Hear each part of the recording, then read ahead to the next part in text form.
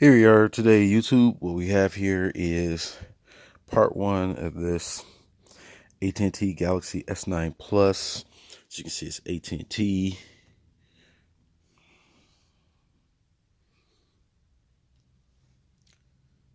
Just gonna go ahead and actually I'm gonna pause the video so I can pop it in.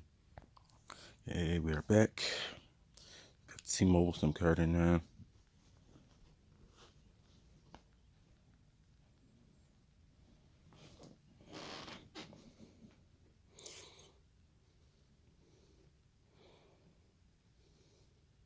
As you can see, it's asking for a code.